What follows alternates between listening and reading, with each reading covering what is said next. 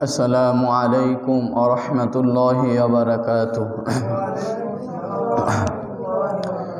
إن الحمد لله والصلاة والسلام على رسول الله إن الله تعالى واحد لا شريك له ولا شيء مثله ولا راد لقضائه ولا معقب لحكمه ولا غالب لأمره قديم بلا ابتداء دائم بلا انتهاء حي لا يموت قيوم لا ينام ونشهد أن محمدا عبده المصطفى ونبيه المجتبى ورسوله المرتضى وخاتم الأنبياء وسيد المرسلين وحبيب رب العالمين الذي أرسله الله تعالى بالحق بشيرا ونذيرا وداعيا إلى الله بإذنه وسراجا منيرا أما بعد فأعوذ بالله من الشيطان الرجيم بسم الله الرحمن الرحيم يا أيها الذين آمنوا لا تتخذوا اليهود والنصارى أولياء بعضهم أولياء بعض وقال رسول الله صلى الله عليه وسلم ما تشبه بقوم فهو منهم أو كما قال النبي عليه الصلاة والسلام وقال تعالى في شأن حبيبه ومحبوبه ومعشوقه مخبرا وآمرا إن الله وملائكته يصلون على النبي يا أيها الذين آمنوا صلوا عليه وسلموا تسليما اللهم صل على سيدنا ونبينا وشفيعنا وحبيبنا ومولانا محمد صلى الله عليه وعلى آله وأصحابه وبارك وسلم اللهم صل على سيدنا ونبينا وشفيعنا وحبيبنا ومولانا محمد صلى الله عليه وعلى آله وأصحابه وبارك وسلم بلغ العلا بكماله كشف الدجى بجماله حسنت جميع خصاله صلوا عليه وآله আলহামদুলিল্লাহ। সম্মানিত মুআজ্জাজ মুহতারাম মুসল্লিন ইকরাম, আল্লাহ সুবহানাহু ওয়া তাআলার দরবারে লক্ষ কোটি শুকরিয়া যে মহান মালিক আমাদের সকলকে সুস্থতার সাথে দীর্ঘ এক সপ্তাহের পরে সাপ্তাহিক জুমার নামাজ আদায়ের উদ্দেশ্যে সর্বশ্রেষ্ঠ ঘরে সর্বশ্রেষ্ঠ ইবাদত সর্বশ্রেষ্ঠ দিনে জমায়েত হওয়ার মতো তৌফিক এনায়েত করলেন। সেই মহান মালিকের দরবারে কালিমাতুশ শুকর আমরা সকলেই পড়িনি আলহামদুলিল্লাহ। আল্লাহ সুবহানাহু ওয়া তাআলার পক্ষ থেকে নিয়ামত পেলে আমাদের বেশি বেশি নিয়ামতের শুকরিয়া আদায় করা উচিত। যদি শুকরিয়া আদায় করি আমাদের নিয়ামত বাড়িয়ে দেবেন কে? আল্লাহ। এই জন্য সর্বাবস্থায় আল্লাহ সুবহানাহু ওয়া তাআলার শুকরিয়া আদায় করা উচিত। সম্মানিত মুসল্লিয়ান ইকরাম, আজকে আমরা আলোচনা করব 31st নাইট। 31st নাইট বলতে কি বোঝায়, এটা কিসের উৎসব, কাদের উৎসব, এ সম্পর্কে আলোচনা করব। 31st নাইট সম্পর্কে আলোচনা করতে গেলে মোট 6টা পয়েন্ট আলোচনা করতে হবে। এক নম্বরে 31st নাইট অর্থ কি? 31st নাইটের ইতিহাস কি? ইংরেজি সনের ইতিহাস কি? 31st নাইট আমাদের দেশে কিভাবে প্রচলিত হলো? 31st নাইট ইসলাম কেন সমর্থন করে না, কেন হারাম? 6 নম্বরে 31st নাইটে মুসলিম মিল্লাতের এবং মুসলিম জাতির কি করণীয় এবং কি বর্জনীয়। এই 6টা বিষয় 6টা পয়েন্টে আমাদের আলোচনা করতে হবে ইনশাআল্লাহ। আল্লাহ সুবহানাহু ওয়া তাআলা এই 6টি পয়েন্টে খুব কম সময়ের ভিতরে কোরআন হাদিসের আলোকে আল্লাহ সুবহানাহু ওয়া তাআলা আলোচনা করার মতো তৌফিক দান করুন এবং আপনাদেরকেও ধৈর্যের সাথে শ্রবণ করার তৌফিক দান করুন। সকলেই পড়ে নিই আল্লাহুম্মা আমিন। সম্মানিত হাজিরিন, প্রথম যে বিষয়টা বলেছি যে 31st নাইটের অর্থ কি? 30 এটা ইংরেজি শব্দ, অর্থ 30, ফার্স্ট অর্থ হচ্ছে প্রথম, নাইট অর্থ রাত্র, যার অর্থ আসে 31-এর রাত্র। কত রাত্র? 31-এর রাত্র। আর এই রাত্রে 31-এর রাত্র কোন দিনের? ডিসেম্বর মাসের। কোন মাসের? ডিসেম্বর মাসের 31-এর রাত্রে, রাত্র 12টা বাজার পরে, যখন 12টা বেজে যায়, 12টা 1 শুরু হয়, তখন থেকে বিভিন্ন ইহুদি খ্রিস্টান নাসারারা তারা বিভিন্ন তাদের প্রাথমিক যুগ থেকে বিভিন্ন আনন্দ উৎসব করত যেগুলা ইসলাম সমর্থন করে না। এই 31st নাইটের অর্থাৎ 31শে ডিসেম্বর রাত্র 12টা বাজার পরে যে উৎসবটা করা হয় এটা কি বলা হয়? 31st নাইট, অর্থাৎ 31 দিনের রাত্রের উৎসব। 1 নম্বর আলোচনা। 2 নম্বরে 31st নাইটের ইতিহাস। 31st নাইট এটা কোথা থেকে আসলো, কোথা থেকে সূচনা হলো? খুব খেয়াল করে শুনতে হবে। এটা কোনো মুসলমানদের উৎসব হতে পারে না। যেটা আমাদের সামনে আসতেছে আজকে 27 তারিখ মঙ্গলবার দিনগত রাত্রে যেটা আমাদের দেশে আসতেছে এবং আমাদের সমাজের যুবক শ্রেণীর যেই সমস্ত আমার কলিজার টুকরা যুবক ভাইরা আছে, যুবক যুবতীরা যে উৎসবটা করে থাকে, মূলত এই উৎসবটা মূলত মুসলমান এবং ইসলামের সাথে, কোরআনের সাথে কোনো কি নাই, মিল নাই, সমর্থন পাওয়া যায় না। এবং এই রাত্রে কি পরিমাণ বেহায়াপনা, অপচয়, টাকা পয়সা, গান বাজনা যেগুলো হয় বিভিন্ন শহরে, গ্রাম অঞ্চলে কিছুটা মুক্ত হলেও শহরে এই সমস্ত খারাপ কাজ থেকে মুক্ত না। শহরের অঞ্চলে এই সমস্ত উদযাপন করে অনেক বেহায়াপনা হয়, যেটা মুসলিম মিল্লাতরা, মুসলিম সন্তানরা করে আসছে। যাই হোক, 31st নাইটের ইতিহাস। পেগান বা পেগানিজম একটি ধর্মীয় মতবাদের নাম, যার মূলত উদ্দেশ্য হচ্ছে, এই ধর্মীয় মতবাদের উদ্দেশ্য হলো যে আল্লাহ কিছু করতে পারে না, যাহা কিছু করে প্রাকৃতিকভাবে হয়, অর্থাৎ পৃথিবী, আগুন, পানি, বাতাস, তারা এই সমস্ত পূজা করত। কারা পূজা করত? পেগানিজম। পেগানিজম একটা ধর্মীয় মতবাদের নাম। এই মতবাদে যে সমস্ত লোকেরা আছে তাদের বিশ্বাস প্রাকৃতিকভাবে আগুন, বাতাস, মাটি, পৃথিবী এদেরই শক্তি।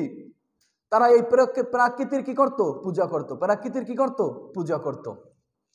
তাদের মধ্যে একজন ব্যক্তি ছিল, ওই প্যাগানিজমের মতবাদের একজন ব্যক্তি ছিল, যার নাম ছিল জুলিয়াস। যার নাম ছিল কি? জুলিয়াস। এই জুলিয়াস ব্যক্তি সর্বপ্রথম এই উৎসবটা চালু করে।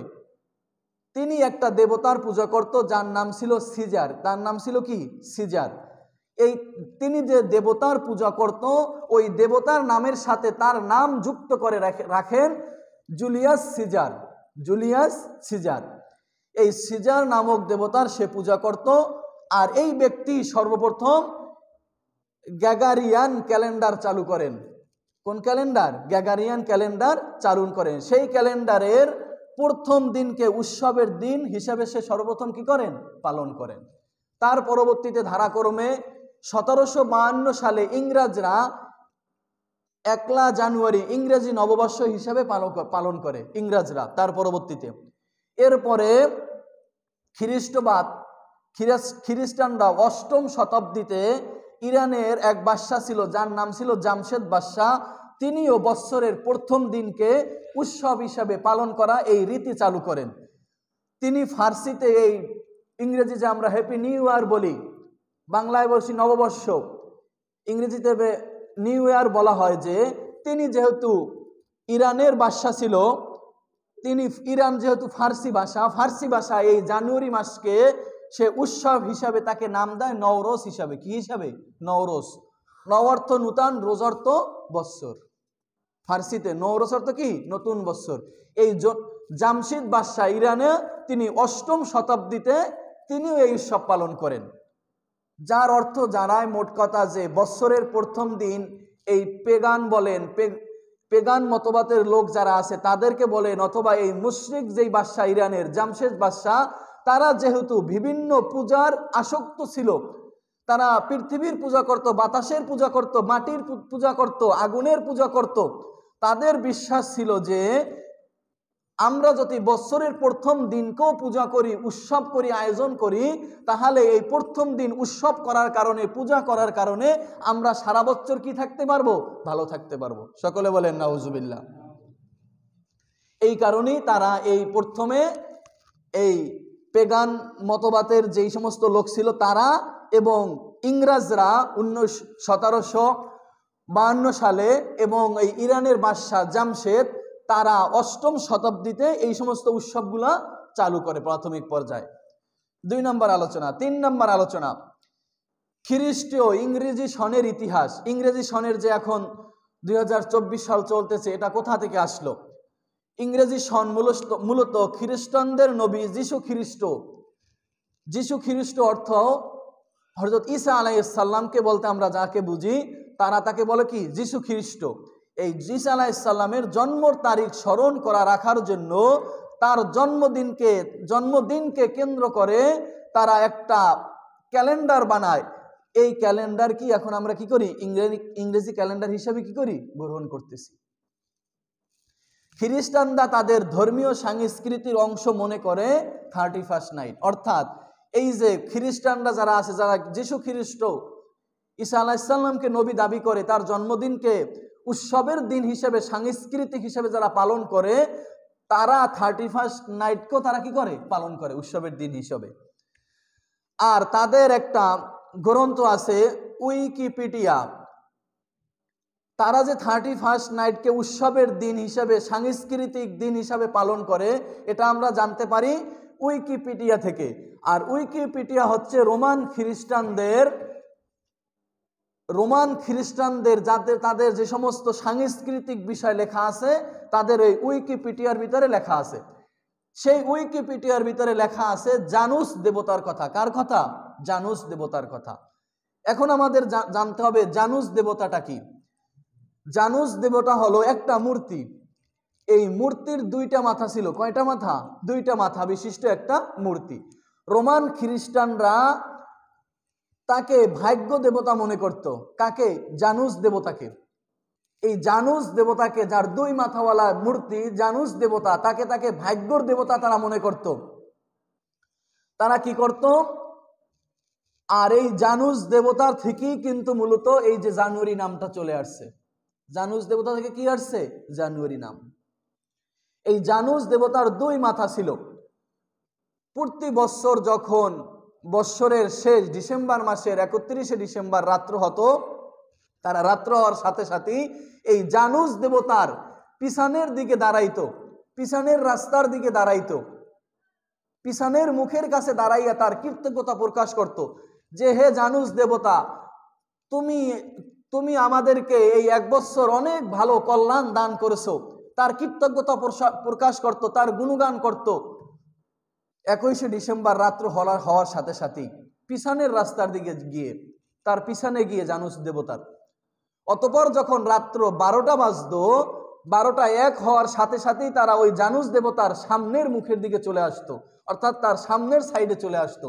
পিছন থেকে এবার সামনে আসছে।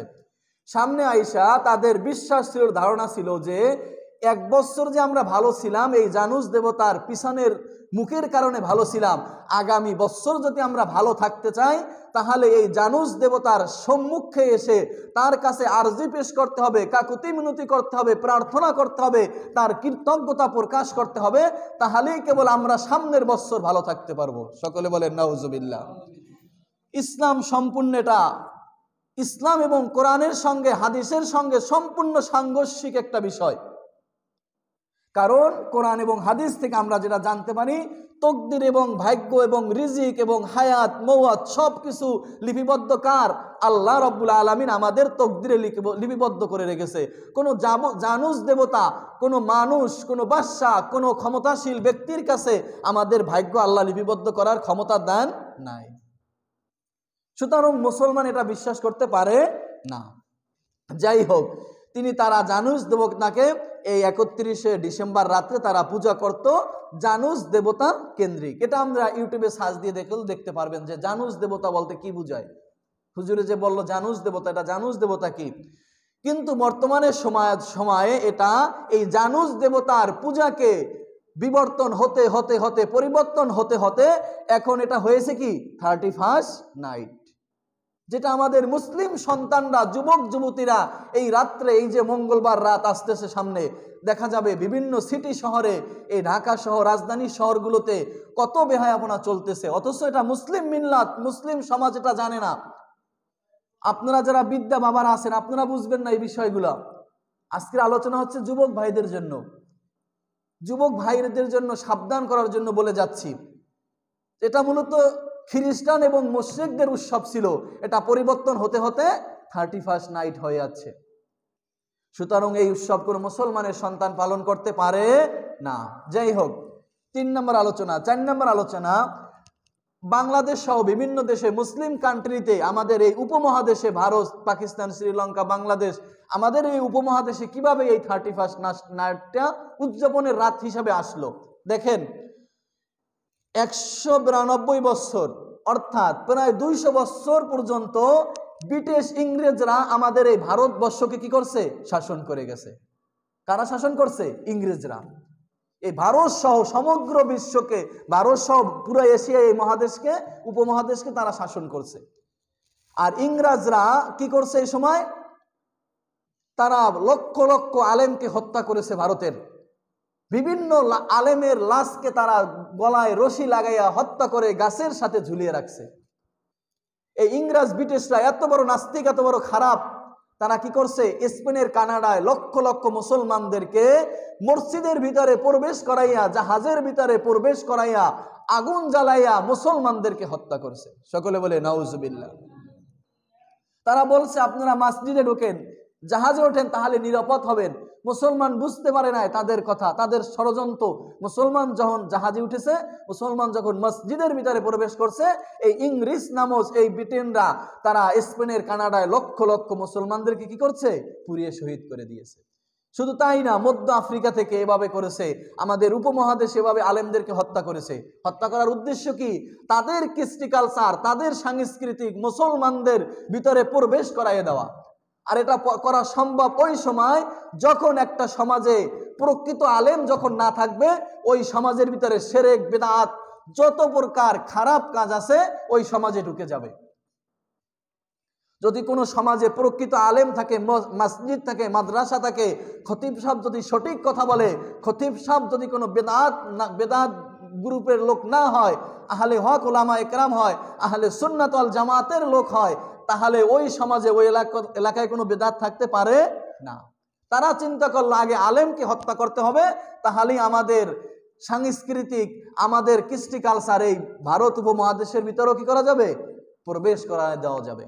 যাই হোক, তারা এভাবে মুসলমানদেরকে হত্যা করেছে, মুসলমানদেরকে মুসলমানের দেশ থেকে বিতাড়িত করেছে। এই ব্রিটিশ কুখ্যাত বিকৃত ইংরেজরা যেহেতু খ্রিস্টান ছিল, আর তাদের কৃষ্টি কালচারের মধ্যে এই জন্য মুসলমানদের ভিতরে এই সমস্ত 31st নাইট, নববর্ষ, বছরের প্রথম দিন উদযাপন করা, এটা তারা প্রবেশ করায় দিয়েছে।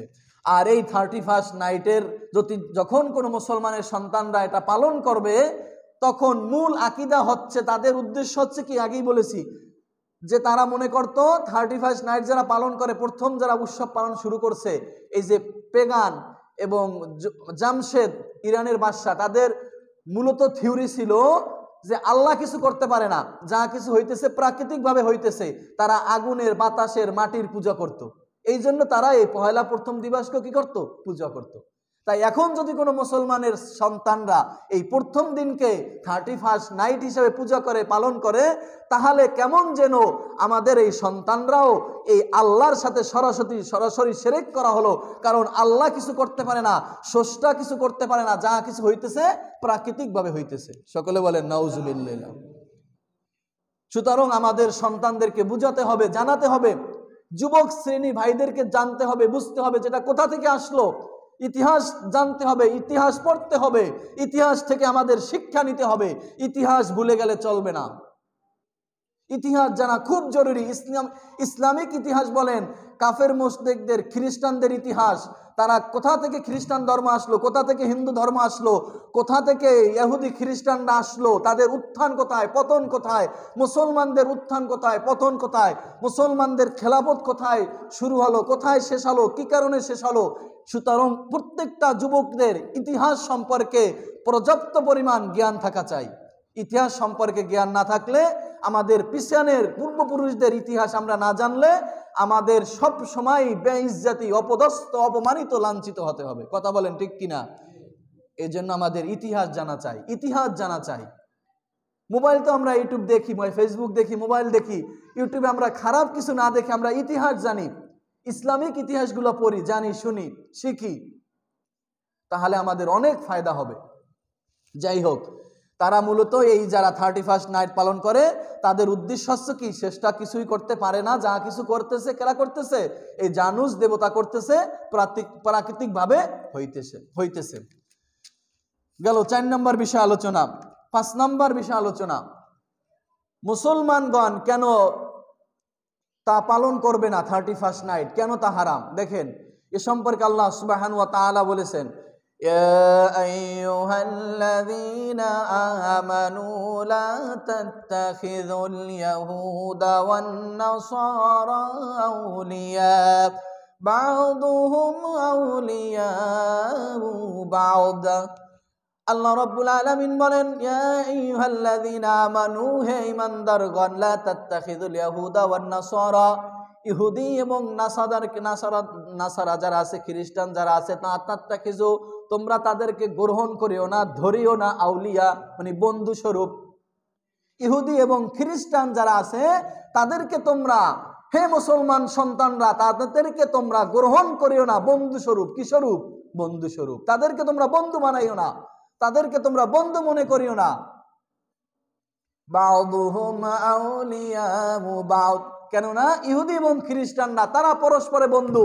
সুতরাং মুসলমানের সন্তানরা ইহুদি খ্রিস্টানের বন্ধু হতে পারে না।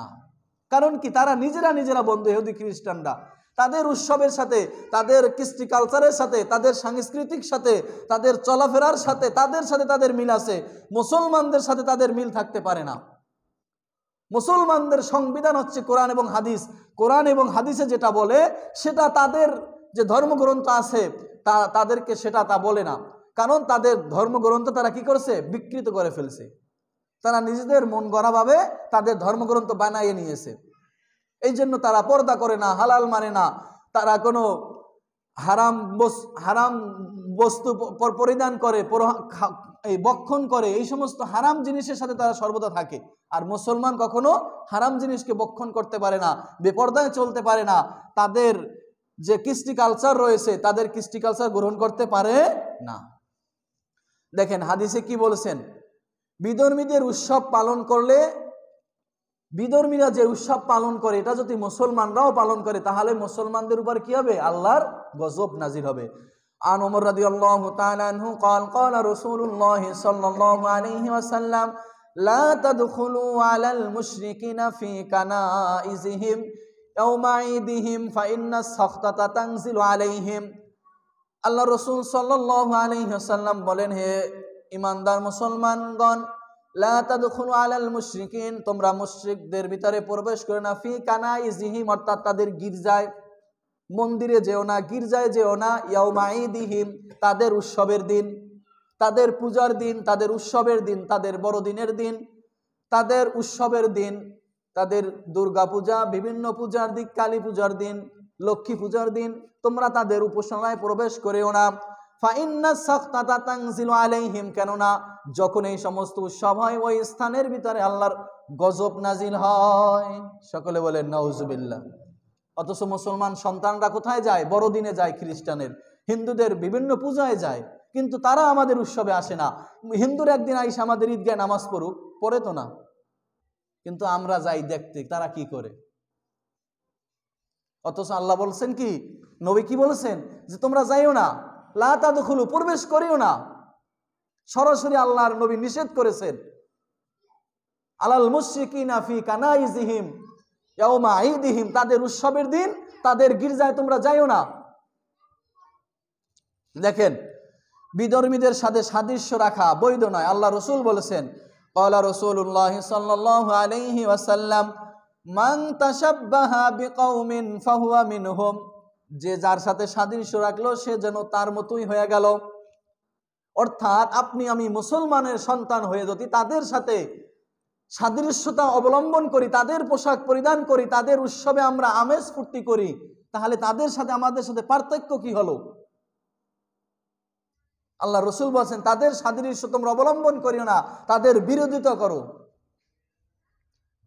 যদি আমরাও তাদের মতো হয়ে যাই, তাহলে আমাদের এই মুসলমান দিয়ে এইরকম মুসলমান দিয়া আল্লাহ এবং আল্লাহ রসুলের কোনো প্রয়োজন নাই। হাসরের ময়দানে দেখবেন যে আল্লাহ এবং আল্লাহ রসুলকে, কোরআন হাদিসকে আমরা সংবিধান মানলাম, আবার তারপর তাদের উৎসবে গিয়ে আনন্দ ফুর্তি করলাম। আমাদের কি উৎসব দেয় নাই? অবশ্যই দিয়েছে। আমরা আমাদের উৎসবের সময় উৎসব করব, বাকি সময় আমরা ইবাদত বন্দেগীতে থাকব। এই দুনিয়া কতটুকু সময়ের জন্য? এই আমরা হায়াতও জানি না আমরা কয়দিন বাঁচবো। সুতরাং এইরকম দুনিয়া নাপাক একটা স্থানে, নাপাকি জায়গায় থাইকা, নাপাক দ্বারা আমাদের শরীর গঠন, এইরকম তুচ্ছ নগণ্য মানুষ হয়ে এত কিসের অহংকার, এত কিসের দুনিয়ারদারি, এত কিসের উৎসব? মুসলমানদের উৎসব তো মৃত্যুর পরে। হাসরের ময়দানে আপনি যখন জান্নাতে যাবেন, আল্লাহর কাছে যা চাবেন, যেভাবে থাকতে চাইবেন, যেভাবে ঘুরতে চাইবেন, যা খেতে চাইবেন তাই পাবেন। সকলে বলি সুবহানাল্লাহ। এটা আমার কথা না ভাই, এটা কোরআন হাদিসের কথা। ওয়ালাকুম ফিহা মা তাশতাহি আনফুসুকুম ওয়ালাকুম ফিহা মা তাদউন, আমরা আল্লাহর কাছে আমরা যাই চাবো তাই পাবো। সুতরাং মুসলমানদের দুনিয়ায় একটু কষ্ট হবে, তারা বিভিন্ন উৎসব করবে, মনে চাইবে যাইতে। নফসে আম্মারা, খারাপ যে নফস রয়েছে আমাদের, ও সর্বদাই আমাদেরকে ধোঁকা দিয়ে খারাপ জায়গায় নিতে চায়, কিন্তু এইটা কন্ট্রোল করে, যে নিয়ন্ত্রণ করে রাখতে পারবে, তারাই প্রকৃত পক্ষে মুসলমান। মনে তো চায় গান বাজনা শুনতে, মনে তো চায় আড্ডা দিতে, মনে তো চায় নেশা করতে, মনে তো চায় বিভিন্ন অশ্লীল বেহায়াপনা নারীদেরকে দেখতে, কিন্তু দেখা যাবে না, শোনা যাবে না, তাদের স্থানে যাওয়া যাবে না। এইটা যে কন্ট্রোল করতে পারবে, তারাই প্রকৃত পক্ষে মুসলমান। দেখেন, বিধর্মীদের বিরোধিতা করা। আল্লাহ রসুল কি বলেছেন হাদিসের ভিতরে? ক্বালা রাসূলুল্লাহ সাল্লাল্লাহু আলাইহি ওয়াসাল্লাম, খালিফুল ইয়াহুদা ফাইন্নাহুম লা ইউসাল্লুনা ফি নিআলিহিম ওয়ালা খিফাফিহিম। আল্লাহ রসুল বলছেন, তোমরা ইহুদিদের বিরোধিতা করো, কেননা তারা মুজা পরে এবং জুতা পরে, কিন্তু লা ইউসাল্লুনা, নামাজ পড়ে না। তোমরা মুজাও পরিধান করো, জুতাও পরিধান করো, তাদের বিরোধিতা করার জন্য নামাজ আদায় করো। সকলে বলি সুবহানাল্লাহ। তারা মুজা পরে, পায়ে মুজা পরা, এই শীতের সময় দেখবেন পায়ে মুজা পরা, চামড়ার মুজা পরা জায়েজ আছে। চামড়ার মুজার উপরে মুজা মাসে করা কি আছে? জায়েজ আছে। যেই ব্যক্তি স্থানে থাকবে, বাড়িতে থাকবে, তার জন্য সকালবেলা ফজরের সময় মুজা মাসে করিয়া 5 ওয়াক্ত নামাজ পড়া যায়। আর যারা সবরে থাকবে, অনেক দূরে সবর করতে যাইবে, তারা পাও ধৌত না করতে পারলে, যারা বৃদ্ধা মানুষ, যাদের অসুবিধা আছে, তারা 3 দিন মাসে করতে পারবে। কয়দিন? 3 দিন মুজার উপরে মাসে করা জায়েজ আছে। যাই হোক, আল্লাহ রসুল বলেছেন যে ইহুদিরা মুজা পরে, জুতা পরে, কিন্তু নামাজ পড়ে না। তোমরা মুজাও পরবে, মুজার উপরে মাসেহ করবে, জুতা পরিধান করবে, তাদের বিরোধিতা করার জন্য তোমরা নামাজ কায়েম করবে। সুতরাং আমাদের সর্বদা ইহুদি খ্রিস্টানদের বিরোধী করা উচিত। 1 নম্বরে, আমরা কেন 31st নাইট পালন করবো? 1 নম্বরে। 2 নম্বরে, বাকিগুলোর ব্যাখ্যা করা যাচ্ছে না। 2 নম্বরে হচ্ছে, এ জায়গায় কি হয়? 31st নাইটে কি হয়? নারী পুরুষের অবাধ মেলামেশা হয়, অর্থাৎ এখানে পর্দা থাকে না। 3 নম্বরে, সেখানে গান বাজনা হয়। কি হয়? গান বাজনা হয়। কি হয়? গান বাজনা হয়। গান বাজনা এক একটা বিষয় আলোচনা করতে গেলে অনেক সময় যাইবে। যাই হোক, 4 নম্বরে এই 31st নাইটে কি হয়? সম্পদ অপচয় হয়, অর্থাৎ এখানে বিভিন্ন আনন্দ উৎসব করে সম্পদ অপচয় হয়। 5 নম্বরে জনসাধারণকে কষ্ট দেওয়া হয়, অর্থাৎ রাত্র যখন 12টা বাজে ওই সময় বৃদ্ধা মানুষ বাচ্চারা ঘুমিয়ে যায়, ওই সময় আপনি উদযাপন করবেন, বিভিন্ন ডেকসেট বাজাবেন, বিভিন্ন বক্স বাজাইয়া মানুষদের ঘুমে ডিস্টার্ব দিবেন, এটা ইসলাম সমর্থন করে না। যাই হোক, এই 5টা বিষয়, একটা বিষয় ব্যাখ্যা করলাম, বাকি 4টার ব্যাখ্যা করলাম না। 6 নম্বর বিষয়ে আলোচনা করে শেষ করে দিচ্ছি। 6 নম্বরে বলছি যে আমাদের একজন মুসলমান হিসাবে আমাদের কর্তব্য কি, দায়িত্ব কি এই 31st নাইট হিসাবে। দেখেন আল্লাহ রাব্বুল আলামিন বলেন, আল্লাযীনা আমানু ওয়া লাম ইয়ালবিসু ঈমানাহুম বিযুলমিন উলাইকা লাহুমুল আমনু ওয়া হুম মুহতাদুন। আল্লাযীনা আমানু, যারা ঈমান এনেছো, ওয়া লাম ইয়ালবিসু ঈমানাহুম বিযুলমিন, তোমাদের ঈমানকে জুলুমের সাথে মিশ্রণ করিও না, সংমিশ্রণ করিও না। জুলুমের সাথে অন্যায়ের সাথে তোমাদের ঈমানকে মিলাইও না। উলাইকা লাহুমুল আম, যারা এই ঈমানকে না মিলাইবে জুলুমের সাথে, উলাইকা লাহুমুল আম, এই সমস্ত মানুষরাই হচ্ছে নিরাপদ। ও হুম মুহতাদুন, তারাই হেদায়েত প্রাপ্ত, পথ প্রষ্টনা, তারা হেদায়েত প্রাপ্ত। অর্থাৎ যারা ঈমান এনেছে, ঈমান আনার পরে বিভিন্ন গুনার কাজ থেকে মুক্ত রেখে নিজেকে জুলুমের সাথে নিজের নফসকে সংমিশ্রণ করলো না, এরাই নিরাপদ ব্যক্তি, এরাই ভালো ব্যক্তি, তারাই আল্লাহর পক্ষ থেকে হেদায়েতের উপরে আছে। সকলে বলি সুবহানাল্লাহ। মানুষ যখন গুনার কাজ করে তখন নিজের নফসের সাথে নিজের জুলুম হয়ে যায়। সুতরাং এই আমাদের এই নফসকে, আমাদের এই আত্মাকে আমরা গুনাহ করে তাকে কষ্ট না দেই। যদি আমি গুনাহ করি, আমার এই নফস কিয়ামতের ময়দানে যখন শাস্তি দেবে আল্লাহ কষ্ট পাবে। সুতরাং এই গুনাহ করে আমরা আমাদের নফসকে কষ্ট না দিই, 1 নম্বরে। 2 নম্বরে মুসলমান হিসেবে আমাদের দায়িত্ব কি? আল্লাহ রাব্বুল আলামিন বলেন, ও ইযা মাররু বিল্লাহি মাররু কিরামা, যখন তোমরা জমিনে অতিক্রম করবে, জমিন অতিক্রম করতে গেলে জমিনের ভিতরে অনেক কিছু হবে, তুমি শুধু ভালো জায়গা দিয়ে যাও, ভালো জিনিসে প্রবেশ করো, খারাপ জিনিসের কাজ দিয়ে যখন তুমি যাবে মাররু কিরামা, তখন তুমি যখন অতিক্রম করবে নিজেদের আত্মসম্মানকে রক্ষা করবে। অর্থাৎ মুসলমান হিসাবে একজনের দায়িত্ব হলো সে কোনোদিন ইহুদি খ্রিস্টানদের অনুষ্ঠানে যেতে পারে না, তাদের অনুষ্ঠানে অংশগ্রহণ করতে পারে না, গান বাজনার ময়দানে দাঁড়িয়ে থাকতে পারে না, সিনেমার ভিতরে প্রবেশ করতে পারে না, বিভিন্ন খারাপ কাজের ভিতরে অংশগ্রহণ করতে পারে না। সমাজে এগুলো হবে, হইতেছে, সামনেও হবে। সুতরাং মুসলমান হিসাবে আমাদের দায়িত্ব হলো এই খারাপ জায়গা দিয়ে আমরা চলবো, কিন্তু খারাপই আমাদেরকে স্পর্শ করতে পারবে না। কথা বলেন ঠিক কিনা? খারাপ জায়গা দিকে আমরা চলবো, দুনিয়া চলতে অনেক কঠিন, তারপরও এই দুনিয়ার খারাপই আমাকে যেন গ্রাস করতে না পারে, খারাপ স্থানে আমি যেন অংশগ্রহণ না করি। আল্লাহ এটাই বলছেন, ওইযা মাররু বিল লাগবি, অনর্থক কোনো বিষয় দিক দিয়ে যখন তুমি যাবে মাররু কিরামা, তখন তোমার আত্মসম্মান বোধকে রক্ষা করো।